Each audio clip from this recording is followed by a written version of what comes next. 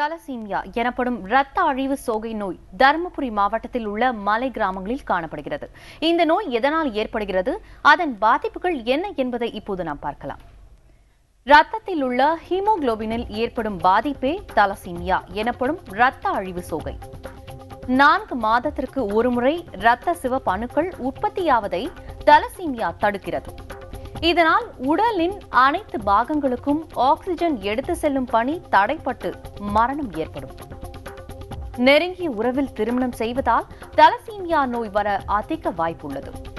ஊட்டச்சத்து குறைவுடைய கர்ப்பிணிக்கு பிறக்கும் குழந்தைக்கும் இந்த நோய் வரலாம். அவ்வாறு பாதிப்புக்கு உள்ளாகும் குழந்தை பிறந்த சில தினங்களிலேயே இறக்க நேரிடும் அல்லது ஓராண்டிற்கு பிறகு அந்த நோயின் அறிகுறிகள் தெரியவரும்.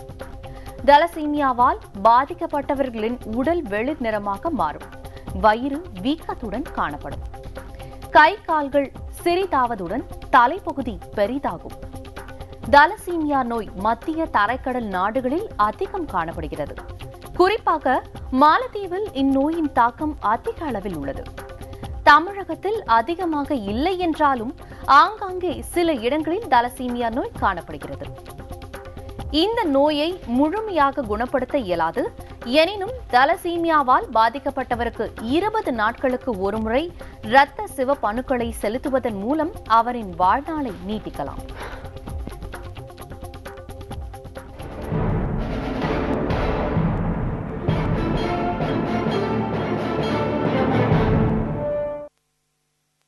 தருமபுரி மாவட்டம் அரூர் அருகே உள்ள மலை கிராமங்களில் தலசீமியா நோயின் தாக்கம் காணப்படுகிறது. இதுவரை 10க்கும் மேற்பட்டோர் இந்த நோயால் பாதிக்கப்பட்டுள்ளது தெரியவந்துள்ளது. அவர்களுக்கு மாதத்திற்கு ஒருமுறை சென்னையில் சிகிச்சை அளிக்கப்படுகிறது. சொந்த ஊரிலேயே சிகிச்சை பெறுவதற்கான வசதியை ஏற்படுத்தி தர வேண்டும் என கோரிக்கை வைக்கின்றனர் பாதிக்கப்பட்டோர். தருமபுரி மாவட்டம் அரூர் அருகே உள்ளது சித்தேரி ஊராட்சி. இதற்குட்பட்ட பகுதியில் 63 மலை கிராமங்கள் உள்ளன.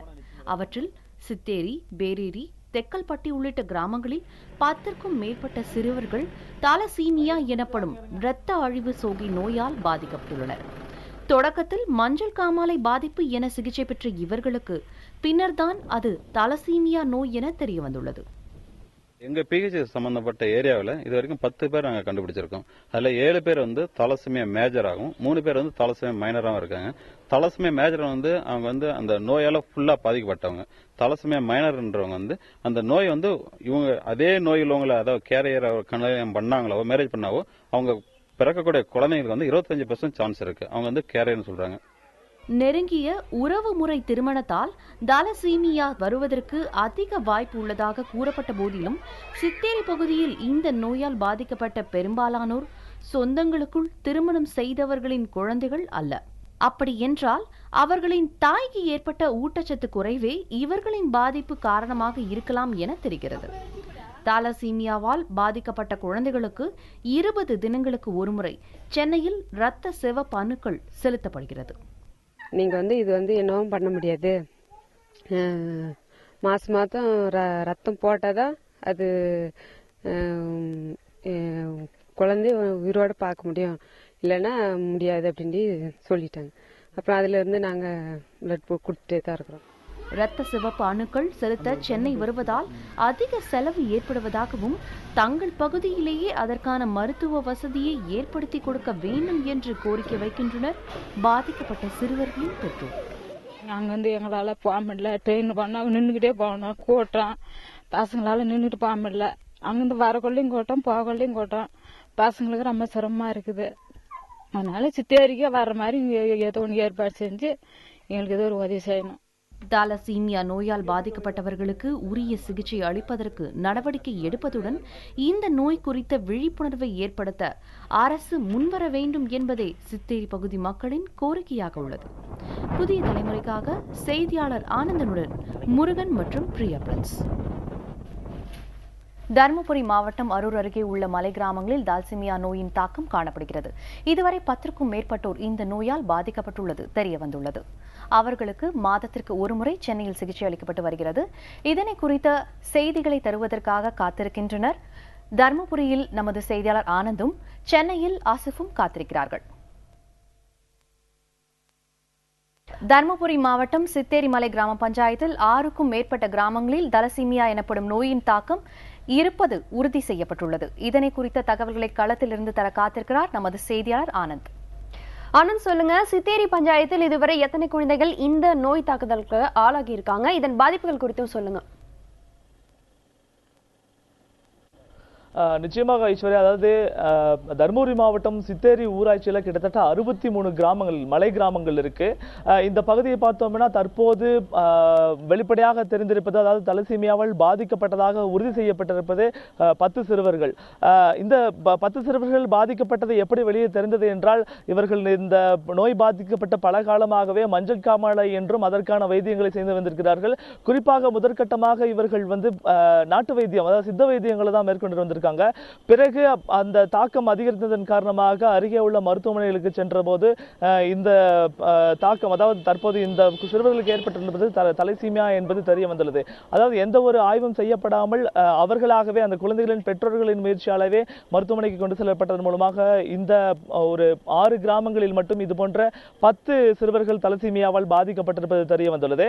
தற்போது நம்மிடையே இந்த பகுதியில் தலசீமியாவால் பாதிக்கப்பட்டவர்களுக்காக பணியாற்றிக் கொண்டிருக்கிற யூனிசெஃப் அமைப்பை சார்ந்த ஒரு தன்னார்வலர் நம்முடைய இருக்கிறார். அவரிடம் பேசுவோம். வணக்கம் சார். இப்போ இந்த கிராமங்கள்ல தலசீமியாவோட பாதிப்பு எப்படி இருக்கு, அதை நீங்க எப்படி முதல்ல கண்டுபிடிச்சீங்க? சார், முதல்ல அது மஞ்சள் காமாலைன்னு தான் நினச்சாங்க. அது எல்லாருமே மஞ்சள் காமாலைன்னு சொல்லிட்டு பல பேர் உயிரிழந்திருக்கிறாங்க. அது அதுக்கப்புறம் நாட்டு மருந்து அது இது சாப்பிட்டு பார்த்துட்டு அப்பயும் குணமடையாமல் வேலூர் சிஎம்சிஓ, விநாயகர் சேலம், அப்புறம் தருமபுரி ஜிஹெச் அங்கங்கே போய் பிளட் டெஸ்ட் எல்லாம் பண்ண பின்னாடி அதில் திரும்ப நிறையா செலவு பண்ணி எதுவுமே கண்டுபிடிக்கல. அதுக்கப்புறம் தான் இங்கே பிளட் டெஸ்ட் அது இதெல்லாம் பண்ண பின்னாடி அது தலசீமியான்ட்டு கண்டுபிடிச்சாங்க. அதை பார்த்து அவங்க பெற்றோர் ரொம்ப வருத்தப்பட்டாங்க. அவங்களுக்கு அதனால் ஒரே ஒரு குழந்தைய வச்சுட்டு இருக்கிறவங்களுக்கு கூட தலசீமியா இருக்குது. அதனால் அவங்க பெற்றோர் ரொம்ப கஷ்டப்பட்டாங்க. நிச்சயமாக நன்றி. ஐஸ்வர்யா, நீங்கள் கேட்டிருப்பீங்க, அதாவது இந்த பகுதியில் இந்த தலசீமியா பாதிப்பு குறித்து ஆய்வுகள் செய்வதற்காகவும் அந்த தலசீமியா பாதிக்கப்பட்டவர்களுக்காக சேவை செய்வதற்காகவும் யூனிசெஃபோடு அமைக்கப்பட்ட ஒரு தன்னார்வலர் இந்த கிராமத்தை சேர்ந்தவர் தான் நமக்கு அந்த கருத்துக்களை சொல்லியிருக்காங்க. பொதுவாகவே இந்த பகுதியில் தற்போது 6 கிராமங்களில் மட்டும்தான் இது இருப்பது உறுதி செய்யப்பட்டிருந்தாலும் கிட்டத்தட்ட 63 மலை கிராமங்களில், பெரும்பாலான மலை கிராமங்கள் இதோட பாதிப்பு இருக்கலான்ற ஒரு சந்தேகம் இந்த பகுதி மக்களுக்கு தற்போது எழுந்துள்ளது. ஐஸ்வர்யா, ஆனந்த், நீங்க சித்தேரியிலிருந்து நேரடி தகவல் கொடுத்துட்டு இருக்கீங்க. நம்ம தொடர்ந்து பேசலாம்.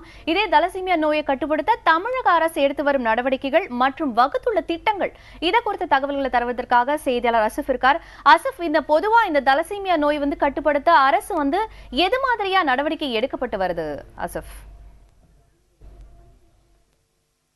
பிரியா, குறிப்பாக இந்த தலசீமியா நோயை பொறுத்தவரை வேலூர் மாவட்டம் ஜவ்வாது மலைப்பகுதியில் வாழும் அந்த பழங்குடி மக்களுக்கும் இந்த தலசீமியா நோய் இருப்பது தற்போது கண்டுபிடிக்கப்பட்டுள்ளது. இதைத் தொடர்ந்து தமிழக அரசை பொறுத்தவரை கடந்த 2005ஆம் ஆண்டு தமிழ்நாடு சுகாதார செயல்பாட்டு திட்டம் என்ற ஒரு திட்டத்தை தொடங்கியது. இந்த திட்டம் என்பது உலக வங்கியினுடைய கடனுதவியுடன், அதாவது உதவியுடன் இந்த திட்டம் செயல்படுத்தப்பட்டு வருகிறது. இந்த திட்டத்தினுடைய நோக்கம் என்பது மருத்துவ வசதியை அனைத்து மக்களுக்கும் கொண்டு போய் சேர்ப்பதுதான் இந்த திட்டத்தின் நோக்கம்.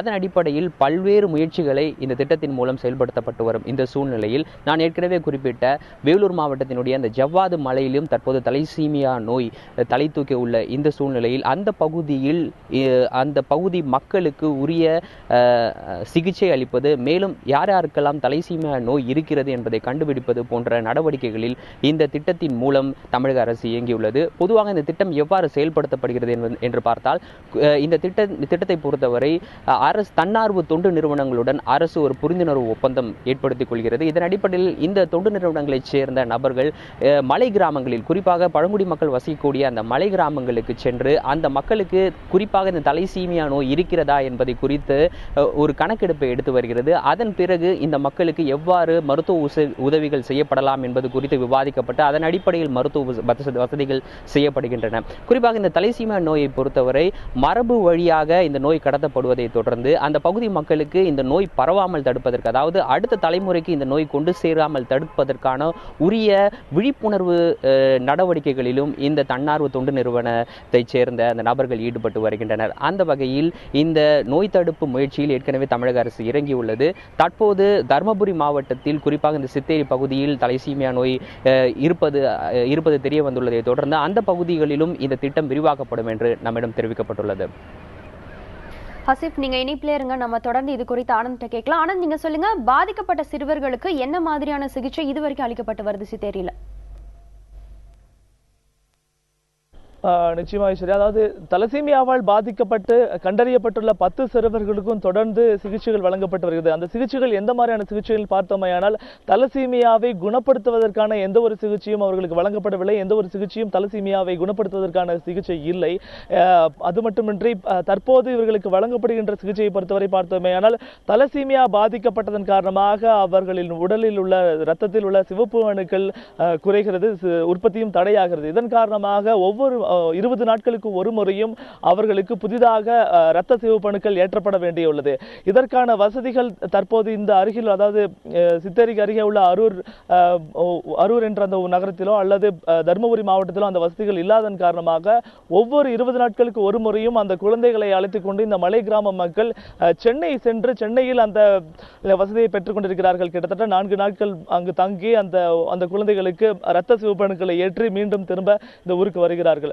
இது போன்ற ஒரு சிகிச்சை தான் செய்து கொண்டிருக்கிறார்கள். இந்த இரத்த சிவப்பணுக்கள் ஏற்றுவதன் மூலமாக அவர்களோட வாழ்நாள நீட்டிக்க முடியுமே ஒழிய முற்றிலுமாக குணப்படுத்திவிட முடியாது. அதே சமயத்தில் தலசீமியா இருப்பதாக கண்டறியப்பட்ட உடனேயே சிகிச்சை மேற்கொள்வதற்கான அது குறித்தான ஆராய்ச்சிகள் தற்போது நடைபெற்றிருக்கிறது. தலசீமியாவுக்கான சிகிச்சைன்னு பார்த்தோம்னா மொத்தமாக 2 வகையான சிகிச்சைகள் செய்ய முடியும். குறிப்பாக பார்த்தோம்னா தற்போது ஆராய்ச்சியில் உள்ள ஒரு சிகிச்சை என்று பார்த்தோமேயானால் எலும்பு மஜ்ஜை சிகிச்சையின் மூலமாக அதை சரி செய்ய முடியும். ஏனென்று பார்த்தோமேயானால் எலும்பு மஜ்ஜையில் தான் இரத்தத்தோட சிவப்பணுக்கள் உற்பத்தியாகின்றது. எனவே தலசீமியாவால் பாதிக்கப்பட்டவர்கள் உடனடியாக கண்டறியப்பட்டார்களே ஆனால் உடனடியாக அவர்களுக்கு அந்த சிகிச்சை செய்து குணப்படுத்தி விடலாம் என்பது மருத்துவர்களின் அறிவுரையாக உள்ளது.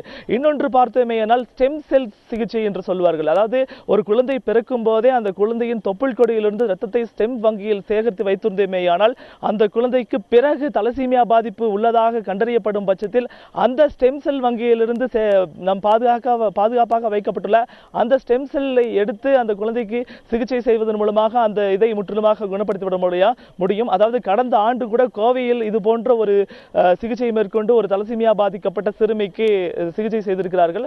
மேலும் இந்த மாதிரியான சிகிச்சைகள் மிகுந்த செலவு அதிகம் உள்ள ஒரு சிகிச்சைகளாக உள்ளது. எனவே இந்த மலை கிராம மக்களுக்கு அது மிகுந்த அதாவது உடனடியாக கிடைக்கக்கூடிய மருத்துவ வசதிகளாக இல்லை.